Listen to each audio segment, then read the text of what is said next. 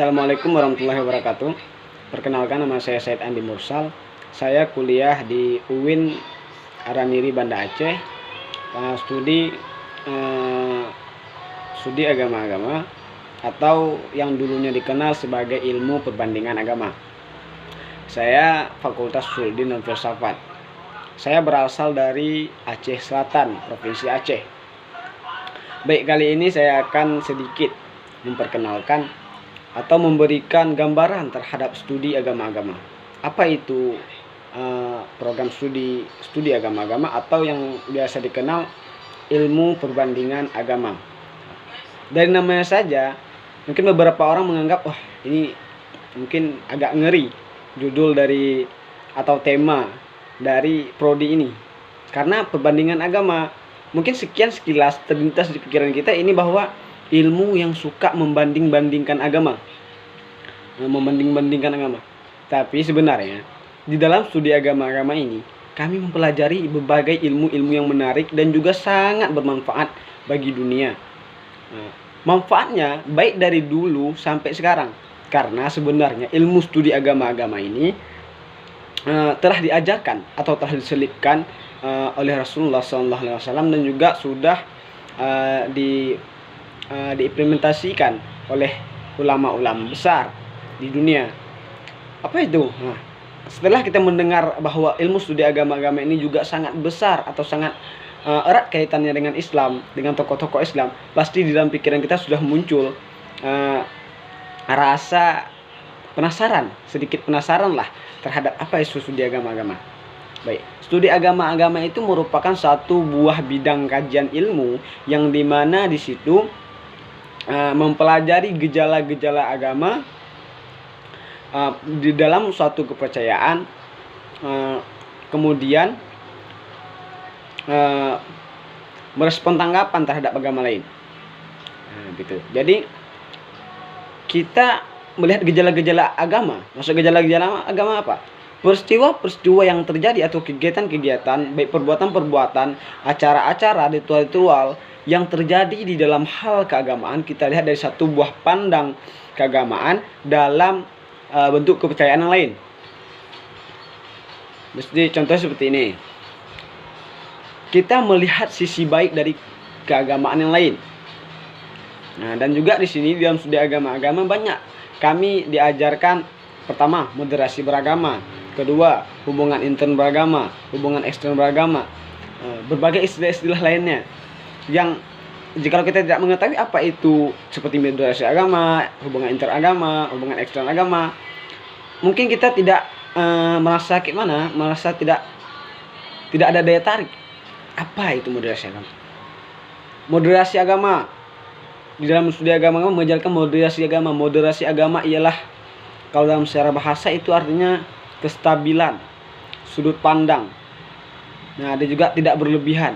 Tapi secara istilah, sudut pandang kita terhadap satu buah bentuk peribadatan ataupun kegiatan agama, kegiatan keagamaan secara tidak ekstrim, maksudnya harus stabil. Lebih kurang contohnya seperti makan gitu. Kita ibaratkan seperti makan, yang dimana makan tidak boleh berlebih-lebihan. Jikalau kurang kita masih lapar, jikalau berlebihan kita makan kembung gitu. Jadi mengajarkan standar-standar saja. Seperti Islam mengajarkan kita untuk sedang-sedang saja. Itu.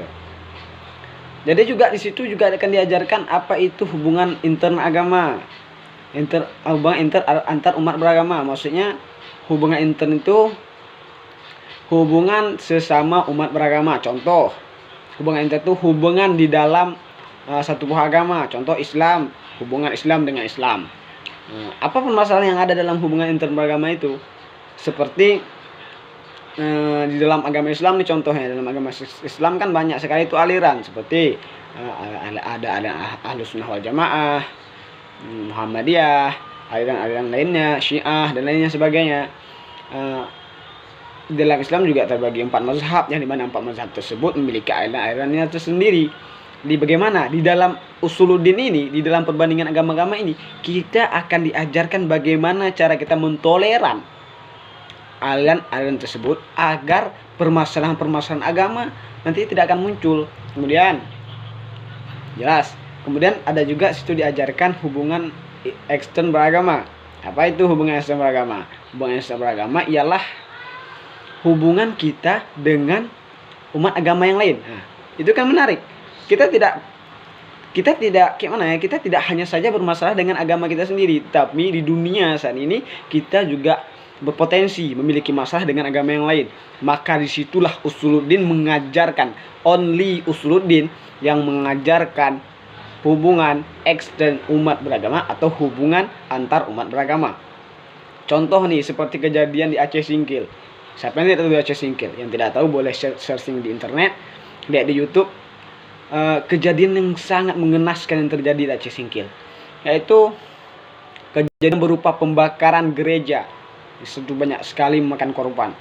Ada juga merupakan satu buah peristiwa yang sangat besar di Aceh yang menjadi tragedi yang memilukan, di mana di situ adanya kenapa terjadi pembakaran gereja tersebut itu karena kurangnya ilmu atau pemahaman rakyat-rakyat yang ada di Aceh Singkil terhadap ilmu perbandingan agama, khususnya di hubungan ekstern umat beragama, yang dimana mereka saling mendorong ke dalam hal masalah tersebut. Tetapi jikalau mereka pada saat itu telah mengenal ilmu perbandingan agama, telah mengenal hubungan ekstern umat beragama, kejadian itu saya bisa jamin tidak akan pernah terjadi. Dan juga banyak sekali contoh-contoh hubungan ekstern beragama, ketidakpahaman terhadap ilmu hubungan ekstern beragama yang menimbulkan kekacauan yang sangat tragis, yang membuat kita merasa, contoh seperti di Palestina, kejadian di Palestina yang tidak kunjung selesai sampai saat ini. Di situ menebur kebencian, melahirkan sifat-sifat bengis dan semuanya. Di situ jadi kenapa? Karena kurangnya pemahaman masyarakat terhadap ilmu perbandingan agama yang di situ menjelaskan bagaimana hubungan kita dengan agama yang lain, gitu. Jangan sampai salah paham ya mengenai apa itu ilmu studi agama-agama. Terkadang orang pas mendengar, kamu kuliah di mana? Saya kuliah di studi agama-agama. Astagfirullahaladzim, tobat. Saya pernah seperti itu, sampai saya merasa, kenapa?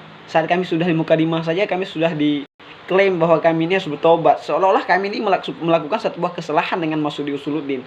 Padahal menurut saya, kami ini akan menjadi kader-kader yang akan membungkam mulut mereka dengan cara kami menebar apa itu Usuluddin, dan kami akan menghasilkan buah di mana ada lagi permasalahan-permasalahan umat beragama. Itu karena apa? Karena adanya ilmu perbandingan agama. Sekarang di Palestina dengan umat Nasrani tersebut, kenapa terjadi? Karena kurangnya pemahaman akan ilmu perbandingan. Jadi teman-teman, marilah sama-sama kita hentikan itu. Kita hentikan segala permasalahan-permasalahan yang ada di dunia ini. Kita selamatkan negara ini. Kita selamatkan dunia ini. Dengan cara apa? Dengan cara kita mempelajari ilmu studi agama-agama. Saya, Said Andi Mursal, semester 5, mengajak semua teman-teman dan adik-adik, abang-abang, kakak-kakak untuk sedikit tidak mempelajari ilmu studi agama-agama. Begitu. Sekian. Assalamualaikum warahmatullahi wabarakatuh.